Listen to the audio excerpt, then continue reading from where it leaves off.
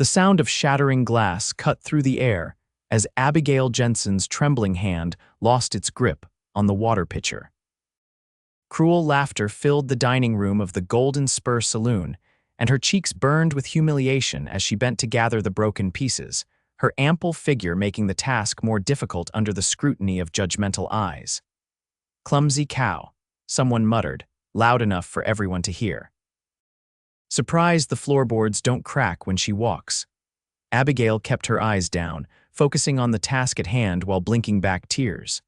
At 22, she had endured enough mockery in Silvercreek, Colorado, to last a lifetime.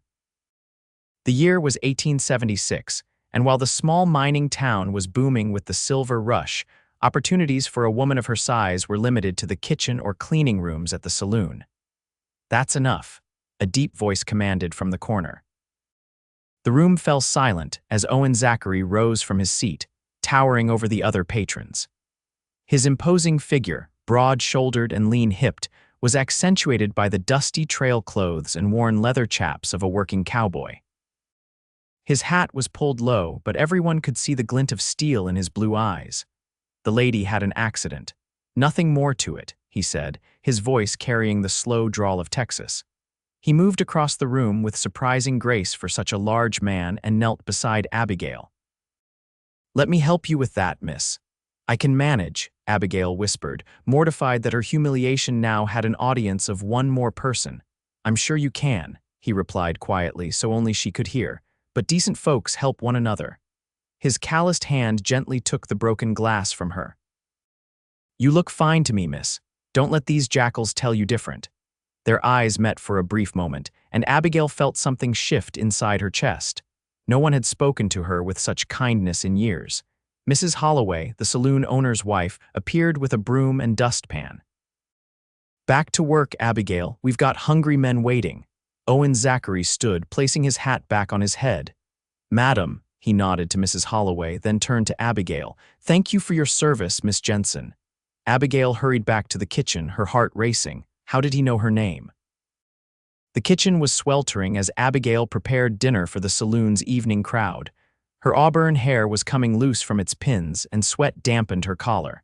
Still, she worked methodically, finding comfort in the familiar tasks of cooking. "Abigail, Mrs." Holloway's shrill voice interrupted her thoughts. "Table 3 needs another round of coffee, and the stranger who helped you earlier is asking for the cook." "Asking for me?" Abigail wiped her hands on her apron, confused. "Don't keep him waiting, and fix yourself up, for heaven's sake." "You look a fright." Abigail quickly tucked her hair back and straightened her apron before walking nervously into the dining room. Owen Zachary sat alone at a corner table, his plate clean except for a small portion of beef stew pushed to one side. "You wanted to see me, sir?" she asked, standing a respectful distance from his table. He looked up and a slow smile spread across his tanned face.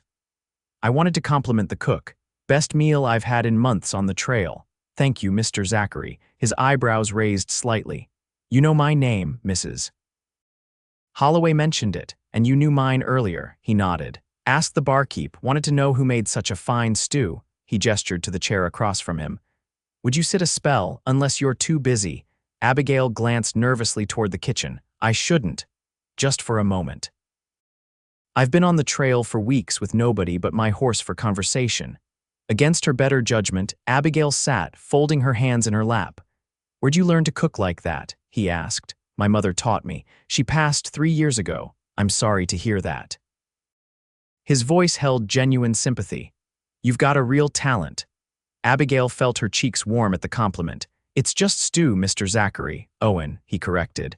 "And it's not just stew. It's home in a bowl for men who haven't had home in a long while." Their conversation was interrupted by Mrs. Holloway's loud throat clearing. "Abigail, the kitchen needs attending." Abigail stood quickly. "Yes, madam. Excuse me, Mr. Zachary." "Owen," he repeated, his eyes holding hers for a moment longer. "And thank you for the meal, Miss Jensen." As she returned to the kitchen, Abigail could feel Mrs. Holloway's disapproval radiating like heat from an oven. "That man is a stranger, Abigail. We know nothing about him."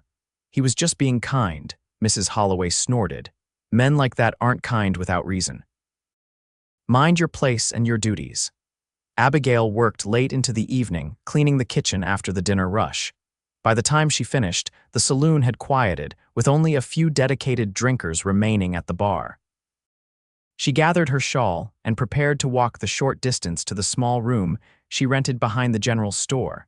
As she stepped outside, the cool night air was a relief after the heat of the kitchen. The main street of Silvercreek was dimly lit by lamplight from the few businesses still open. She pulled her shawl tighter around her shoulders and started walking. "Miss Jensen." The voice startled her. Owen Zachary stepped out from the shadow of the saloon's porch. "Mr. Zachary, you frightened me. Apologize for that." He removed his hat. "Didn't seem right letting you walk home alone at this hour. I do it every night. Doesn't make it right." He held out his arm. "May I escort you?" Abigail hesitated. She hardly knew this man, yet something about his steady gaze made her feel safe rather than threatened. "It's not far," she said, reluctantly taking his arm. They walked in silence for a moment before he spoke. "How long have you been working at the saloon?" "Nearly 3 years now. After my mother died, I needed the work. No other family, none. My father died in the war when I was a child." Owen nodded solemnly. "War took many good men, and yours, your family?" she asked, surprising herself with her boldness. "Got parents back in Texas. Ranch wasn't doing well, so I headed out to find work. Been driving cattle mostly." "What brings you to Silvercreek?" "We're not exactly cattle country." He smiled, and in the moonlight, Abigail noticed how it softened his weathered face. "Heard there might be work with the Rockingham Ranch outside town. Owners looking for experienced hands to help move his stock to better grazing land." "That would be Mr. Miller. He's a fair man by all accounts." They reached the small building behind the general store. Abigail's room was accessible by an external staircase. "This is me," she said, withdrawing her arm from his. "Thank you for walking me home." "My pleasure, Miss Jensen." He placed his hat back on his head. "Would you allow me to escort you again tomorrow night?" Abigail looked up at him, searching for any sign of mockery or hidden intent. She found none. "If you're still in town, Mr. Zachary." "Owen," he corrected again, a smile playing at his lips. "And I reckon I will be." He waited at the bottom of the stairs until she was safely inside, then tipped his hat and turned back toward the main street. Inside her small room, Abigail lit a lamp and moved to the cracked mirror hanging on the wall. She studied her reflection critically, the round face, the full figure that had made her the target of so much ridicule. Why would a man like Owen Zachary, handsome and strong, show her any kindness? She shook her head, dismissing the foolish thoughts. His kindness was nothing more than common courtesy, she told herself. By tomorrow, he would likely be gone, hired on at the Rockingham or moving on to the next town, but the memory of his words stayed with her as she prepared for bed. "You look fine to me." Morning came too quickly, and Abigail was up before dawn to prepare breakfast at the saloon. As she walked through the quiet streets, the eastern sky just beginning to lighten, she wondered if Owen Zachary was still in town. Her question was answered hours later when the first breakfast customers arrived. Owen was among them, freshly shaven but still wearing his trail clothes. He nodded to her as he took a seat, and she felt an inexplicable flutter in her chest. Throughout the morning, she was acutely aware of his presence in the dining room. He ate slowly, occasionally exchanging words with other patrons but mostly keeping to himself. When he finished, he approached the kitchen doorway where she was kneading dough for the day's bread. "Morning, Miss Jensen." "Good morning, Mr. Zachary. Thought you should know I'll be heading out to the Rockingham today. Might be late getting back to town." Abigail nodded, trying to hide her disappointment. "I understand. Good luck with Mr. Miller. Still plan to walk you home tonight if that's all right." She looked up, surprised. "But if you're at the ranch, I'll make it back." His eyes held a promise. "Save me some supper, of course." After he left, Mrs. Holloway appeared beside her, arms crossed. "That cowboy's taken a shine to you." Abigail continued kneading the dough. "He's just being polite." "Polite is holding a door. That man rode 20 miles to the ranch and plans to ride back just to walk you home." Mrs. Holloway's tone softened slightly. "Be careful, girl. Men make promises easily when they're passing through." "It's not like that," Abigail protested, though she wasn't entirely sure what it was. The day passed in a blur of cooking and serving. By evening, there was no sign of Owen, and Abigail told herself it was for the best. She set aside a plate of food anyway, keeping it warm by the stove. The clock struck 9, then 10. Mrs. Holloway gave her a sympathetic look as she closed up the kitchen. "Time to go home, Abigail. Your cowboy isn't coming." With a heavy heart, Abigail wrapped herself in her shawl and stepped out into the night. The street was quieter than usual, with a spring storm threatening on the horizon. She had only walked a few steps when she heard the sound of hoofbeats approaching. Owen Zachary appeared out of the darkness, his horse trotting steadily down the street. He reined in beside her, looking tired but pleased. "Miss Jensen, hope I'm not too late for that supper." Relief and happiness washed over her. "I kept a plate for you." He dismounted, tying his horse to the hitching post. "Mind if I see to my horse first? Been pushing him hard to get back." "Of course." Together they returned to the saloon, where Mrs. Holloway raised an eyebrow but said nothing as Abigail retrieved the saved meal. Owen ate with appreciation, telling her about his day at the ranch between bites. "Miller hired me on, wants me to help drive his herd up to summer pasture in a week. Good pay, and he seems fair like you said." "That's wonderful news," Abigail said sincerely. "Means I'll be in town for a spell before we head out." He looked at her directly. "Thought maybe you might show me around Silvercreek on your day off." Abigail hesitated. I don't really go out much, all the more reason." He finished his meal and pushed the plate aside. "Sunday after church, unless you'd rather not." The vulnerability in his question gave her courage. "Sunday would be nice," he smiled, and it transformed his face. "I'll look forward to it. Now may I walk you home?" The walk back to her room was different this time. Owen told her stories of Texas and his travels, making her laugh with tales of mishaps on cattle drives. At her door, he removed his hat and held it respectfully. "Thank you for waiting up for me tonight, Abigail." It was the first time he'd used her first name, and the sound of it in his deep voice made her pulse quicken. "Thank you for coming back," she replied softly. "I said I would." He looked at her intently. "When I make a promise, I keep it." They stood in silence for a moment, neither quite ready to part. "Good night, Owen," she finally said. "Good night, Abigail." He waited again at the bottom of the stairs until she was inside. Through her window, she watched him untie his horse and lead it toward the livery stable. For the first time in years, Abigail felt a spark of something she'd long thought extinguished hope. Sunday couldn't come fast enough. Abigail spent Saturday evening washing her best dress and arranging her hair more carefully than usual. She'd never been courted, never expected to be, given how the men in town viewed her.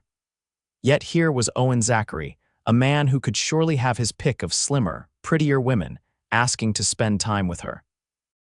The church service seemed interminable, though Abigail noticed with some satisfaction the surprised looks when Owen sat beside her in the pew. Mrs. Holloway's eyebrows nearly reached her hairline, and Abigail had to stifle a smile. After the service, they walked arm in arm down the main street of Silvercreek. Abigail was acutely aware of the stares and whispers that followed them, but Owen seemed oblivious or unconcerned. "There's not much to see in town," she admitted. "The mining operations are outside Silvercreek, and beyond that, it's mostly ranches and wilderness." "Sometimes the smallest towns hold the biggest treasures," Owen replied, "like finding a fine cook in a frontier saloon." Abigail blushed. "There's a nice view from the hill behind the schoolhouse." "We could walk there if you'd like. Lead the way." The hill wasn't high, but it offered a panoramic view of the valley and the distant mountains. They sat on a fallen log, enjoying the spring sunshine and the gentle breeze. "It's beautiful here," Owen said, looking out at the landscape. "Different from Texas, more vertical," Abigail laughed. "Is that what drew you west, the mountains?" "Partly. Mostly it was needing to make my own way." He turned to look at her. "What about you? Ever thought of leaving Silvercreek?" "Where would I go?" she asked, genuinely curious. "Anywhere." "Denver, San Francisco. Places where a woman with your talents could open her own restaurant instead of cooking in someone else's kitchen." The idea was so foreign, so unexpectedly thrilling, that Abigail fell silent. No one had ever suggested she could do more, be more than what she was. "I wouldn't know how to start," she finally said. "One step at a time," Owen replied. "That's how all journeys begin." They sat in comfortable silence for a while, watching hawks circle lazily in the blue sky. "May I ask you something personal, Abigail?" Her heart skipped. "Yes." "Why do you let them talk to you the way they do, the folks in the saloon?" Abigail looked down at her hands. "What choice do I have? I need the work. There's always a choice about how you let people treat you. It's easier to ignore it. I've never been slim like other women." "My mother was the same." She forced herself to look at him. "Does it bother you how I look?" Owen's expression grew serious. "Let me tell you something, Abigail Jensen. In my 27 years, I've learned that beauty comes in all shapes, the curves of a mountain against the sky, the roundness of a full moon, the gentle swell of a river after spring rains." He took her hand. "You're beautiful exactly as you are. Anyone who can't see that isn't worth your time." Tears pricked Abigail's eyes at his words. No one had ever spoken to her that way, made her feel valued rather than judged. "Thank you," she whispered. Owen smiled and squeezed her hand. "No need to thank me for speaking the truth." The week that followed was the happiest Abigail could remember since her mother's death. Each evening, Owen would return from the ranch and eat supper at the saloon, then walk her home. They would talk for hours on the steps of her lodgings, sharing stories and dreams. Owen told her about his family's ranch in Texas, the drought that had forced him to seek work elsewhere, his hope to one day have land of his own. Abigail shared memories of her mother, her secret desire to cook for her own establishment, her love of books that transported her to far-off places. The night before he was to leave with the cattle drive, they sat together on her steps, the air between them heavy with unspoken words. "It'll be a month, maybe longer, before we get the herd to the northern pastures and back," Owen said quietly. "I understand." Abigail tried to keep her voice steady. "It's your job, will you?" He hesitated, then looked directly into her eyes. "Will you wait for me, Abigail?" The question took her breath away. "Wait for you. I know it's sudden. We've only known each other a short time. But I've never met anyone like you." He took her hand in his. "I'd like to court you properly when I return, if you're willing." Joy bubbled up inside her, but caution tempered it. "Are you certain?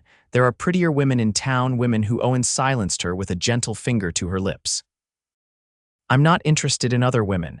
I'm interested in you, your kindness, your cooking, your laugh, the way you see beauty in simple things." His voice grew softer. "The way you make me feel like I've come home after years of wandering." Abigail's heart felt too full for her chest. "Yes," she whispered, "I'll wait for you." The smile that lit his face was worth any wait. "May I write to you? I'd like that." He stood, pulling her gently to her feet. "I should go, early start tomorrow." Abigail nodded, already feeling the ache of his absence though he hadn't yet left. Owen hesitated, then leaned down slowly, giving her time to pull away if she wished. When she didn't, he pressed his lips softly to hers in a kiss that was brief but full of promise. "Good night, Abigail Jensen. Good night, Owen Zachary." She watched him walk away, his tall figure gradually disappearing into the darkness. Only when he was gone did she touch her fingers to her lips, still feeling the warmth of his kiss. The month without Owen stretched endlessly. Abigail found herself watching the door of the saloon, hoping each time it opened that it would be him returning early. She kept his letters delivered sporadically by riders coming from the direction of the herd in a small box beneath her bed, reading them so often she nearly memorized them. His words were simple but heartfelt, describing the beauty of the land they crossed, the challenges of moving stubborn cattle and his growing feelings for her. "Each night under the stars," he wrote, "I think of your smile and find the courage to face another day of dust and ornery steers. Mrs. Holloway noticed the change in Abigail. "You're humming again," she observed one morning as they prepared breakfast. "Haven't heard that since before your mother passed." Abigail smiled, continuing to slice bread. "I suppose I am. That cowboy's letters must be something special." "They are." Abigail paused, knife in hand. "Mrs. Holloway, do you think it's foolish to believe in someone you've known so briefly?" The older woman's face softened. "My husband proposed after knowing me 2 weeks. Been married 38 years now." She patted Abigail's arm. "Sometimes the heart knows faster than the head, girl." The conversation gave Abigail courage. That evening, she wrote back to Owen, pouring out her feelings more openly than she had before. I never expected to find someone who would see beyond my size to the woman beneath, she confessed. You've given me that gift, and whatever happens between us, I will always be grateful. 5 weeks after Owen's departure, Abigail was sweeping the saloon floor when the door burst open. A young boy from the telegraph office handed her a message. From Mr. Zachary, madam, said it was urgent. Abigail's hands trembled as she opened the telegram. Returning tomorrow, stop, have important questions, stop, meet me at station noon, stop. Owen, her heart raced. Could the important question be what she hoped? It seemed too soon, too impossible that a man like Owen would want to tie his future to hers permanently. Yet hope bloomed in her chest, unstoppable as spring flowers after winter snow. The next day, Abigail stood nervously at the small train station, wearing her best dress and a new bonnet she'd splurged on from the general store. The noon train was due any minute, and she smoothed her skirts for the 10th time, anxiety and excitement warring within her. The train whistle sounded in the distance, and soon the locomotive came into view, black smoke billowing from its stack. Abigail's heart pounded as it slowed, finally coming to a stop with a great hissing of steam. Passengers began to disembark, but there was no sign of Owen among them. Abigail's stomach knotted with worry. Had she misunderstood? Was he coming by horse instead? Then she saw him stepping down from the last car.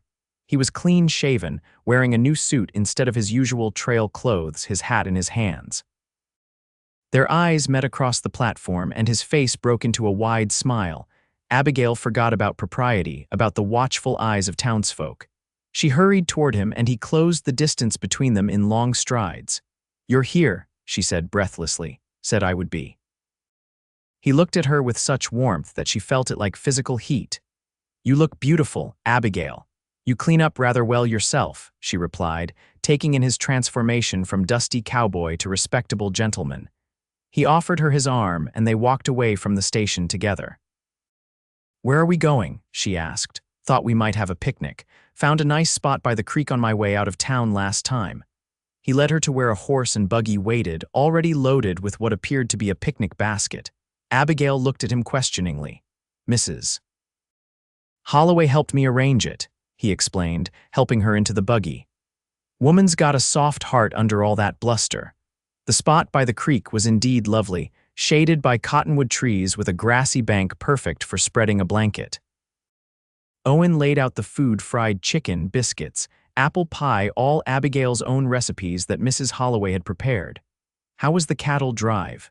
Abigail asked as they ate. "Successful. Got all the herd to the summer pastures with minimal losses." He seemed distracted, hardly touching his food. "Miller was pleased enough to offer me a permanent position, foreman of the eastern section of his ranch." "Owen, that's wonderful. A foreman's position is quite an honor. It comes with a cabin, small but solid, room to expand." He looked at her intently. "Room enough for two with some work." Abigail's breath caught. "Are you saying?" Owen set his plate aside and took both her hands in his. "Abigail Jensen, I know we haven't known each other long in the counting of days, but in the ways that matter, in understanding, in respect, in caring, I feel I've known you all my life." He reached into his pocket and withdrew a small ring, simple but lovely, with a single pearl set in silver. "This was my grandmother's. My mother sent it when I wrote to her about you." Tears filled Abigail's eyes as he continued. "I love you, Abigail. Your kindness, your strength, your beauty that goes bone deep. I want to build a life with you if you'll have me." His voice grew husky with emotion. "Will you marry me?" Joy bubbled up inside her, so intense it was almost painful. "Are you certain?" There are no other women for me," he interrupted gently. "Only you, just as you are." Through her tears, Abigail smiled. "Then yes, Owen Zachary, yes, I will marry you." He slipped the ring onto her finger, then pulled her into his arms, kissing her with all the pent-up longing of their weeks apart. When they finally broke apart, both were breathless and laughing. "When?" she asked. "When should we marry? How about next Sunday? I've spoken to the pastor already." Abigail laughed in disbelief. "So sure of my answer were you?" "Hopeful," he corrected with a grin. "Very hopeful." News of their engagement spread through Silvercreek like wildfire. Most townsfolk were genuinely happy for them. though a few expressed surprise that the handsome new ranch foreman had chosen plump Abigail Jensen over the more conventionally attractive single women in town, Mrs. Holloway overheard the miller's wife commenting as much in the saloon and promptly set her straight. "That man sees with his heart, not just his eyes," she declared loudly. "More men would be happily married if they did the same."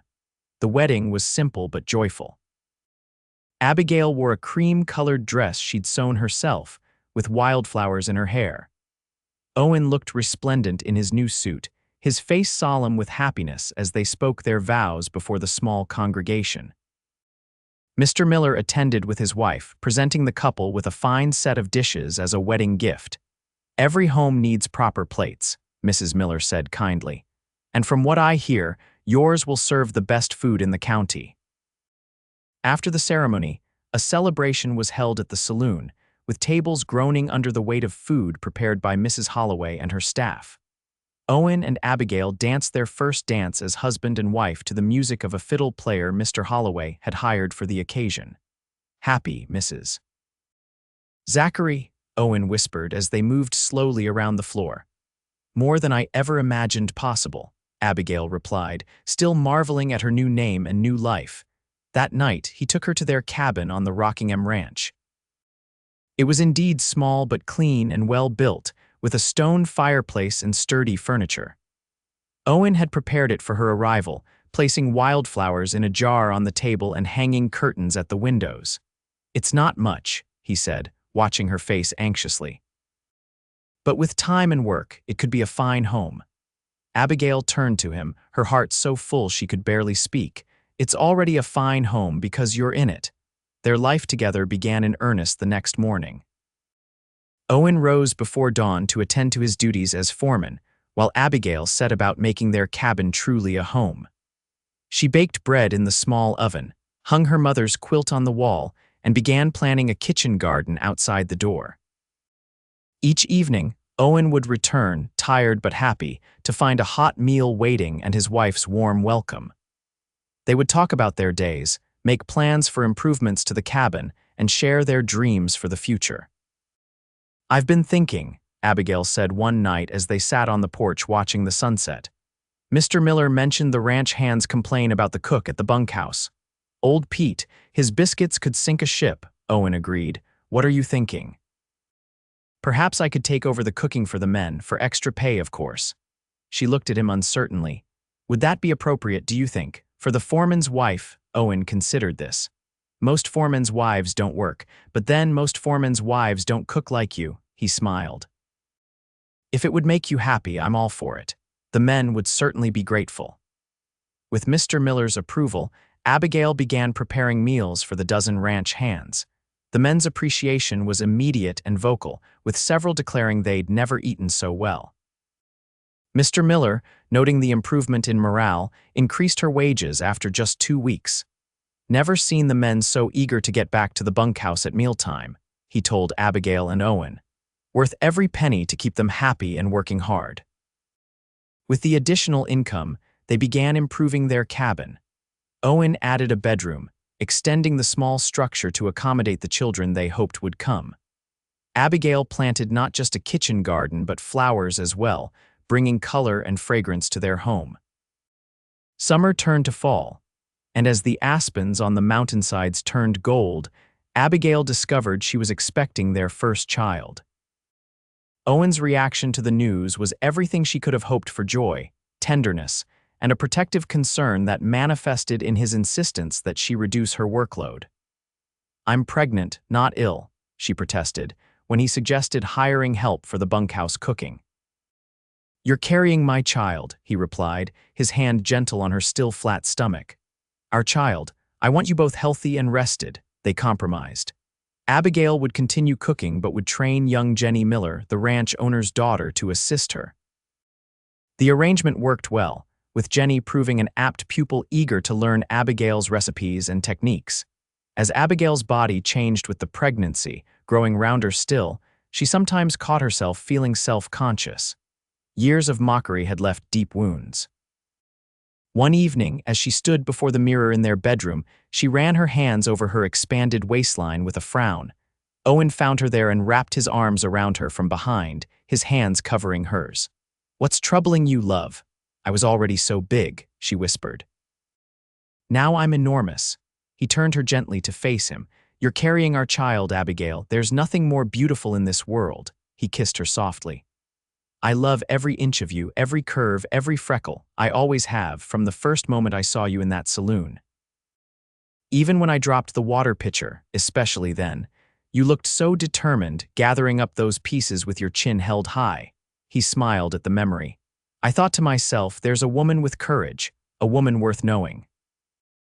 Abigail leaned into his embrace, drawing strength from his unwavering acceptance. "How did I get so lucky to find you? I'm the lucky one," he insisted. "And don't you forget it." Winter came early that year, with snow blanketing the ranch before November's end. The cabin was snug and warm, with the fireplace Owen had expanded now heating the entire space efficiently. Abigail's pregnancy progressed well, though her movements slowed as her belly grew. Jenny took on more responsibility for the bunkhouse meals, with Abigail supervising and preparing the more complicated dishes. On Christmas Eve, they sat before the fire, Owen carving a small wooden horse as a first gift for their child. Abigail was knitting a blanket, her needles clicking rhythmically. "I've been thinking about names," she said, looking up from her work. "If it's a boy, perhaps Thomas, after my father." Owen nodded. "Thomas Zachary has a good sound to it, and if it's a girl." "I thought perhaps Elizabeth, after your mother." He smiled, touched by the suggestion. "She'd be honored. Elizabeth Jensen Zachary." "She'd have your eyes, I hope," Abigail said. "That remarkable blue. And your heart," Owen replied, "your kindness and strength." The baby chose to make its appearance during the worst blizzard of the winter, in late January of 1877. Owen had to ride through the storm to fetch the midwife from town, a journey that would normally take an hour stretching to nearly 3 in the blinding snow. By the time they returned, Abigail's labor was well advanced. The midwife, Mrs. Peterson, took charge immediately, sending Owen to boil water and prepare clean linens. For hours, he paced the cabin, wincing at each cry of pain from the bedroom, praying for the safety of his wife and child. Just before dawn, as the storm finally began to abate, a new cry filled the cabin, the lusty wail of a newborn. Owen froze, listening to the most beautiful sound he'd ever heard. Mrs. Peterson emerged from the bedroom, tired but smiling. "You have a daughter, Mr. Zachary. And your wife is doing just fine." Owen found his voice with difficulty. "Can I see them?" "Of course. They're waiting for you." Abigail lay propped against the pillows, her face pale but radiant with a joy that took his breath away. In her arms was a small bundle wrapped in the blanket she'd finished knitting just days before.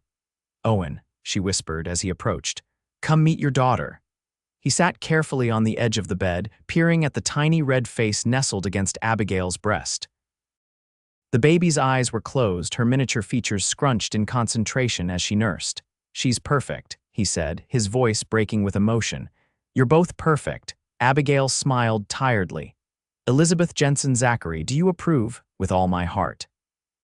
He leaned forward to kiss his wife's forehead, then gently touched his daughter's cheek. "Thank you, Abigail, for everything." Spring brought new beginnings to the Zachary household. Elizabeth, or Beth as they called her, thrived under her parents' adoring attention. Abigail resumed her cooking duties for the ranch hands, but now with Beth tucked in a cradle in the corner of the bunkhouse kitchen, watched over by Jenny when Abigail needed both hands free. Owen's position as foreman had grown to include more responsibilities, with Mr. Miller increasingly relying on his judgment for ranch operations. The respect Owen commanded from the other workers was evident in their quick compliance with his directives and the good-natured camaraderie they shared during off hours. On a warm May evening, as Abigail sat on the porch nursing Beth, Mr. Miller arrived on horseback. After greeting them and admiring how the baby had grown, he got to the purpose of his visit. "Owen, Mrs. Zachary, I have a proposition for you both." He settled into a chair Owen offered. "My wife and I have been discussing our future. We're getting on in years, and our children have all moved east. None of them have interest in ranching." Owen and Abigail exchanged glances, uncertain where this was leading. We've decided to sell a portion of the Rockingham, Mr. Miller continued. The eastern section, to be precise. Your section, Owen. Abigail felt her heart sink. Would they have to move, find new positions? But Mr. Miller was smiling. We'd like to offer you the opportunity to buy it. 500 acres, including the grazing land and the creek. We'd finance it ourselves with payments over 10 years. Owen sat perfectly still, his face showing his shock. Mr. Miller, that's incredibly generous, but I don't have nearly enough saved for even a down payment on land like that. Consider the down payment your bonus for 2 years of excellent work, Mr. Miller replied. My wife and I have discussed it thoroughly. We want to see this land go to people who love it and will care for it properly. He looked at Abigail and the baby. People raising a family here, putting down roots. Tears filled Abigail's eyes at the unexpected opportunity. Owen reached for her hand, squeezing it tightly.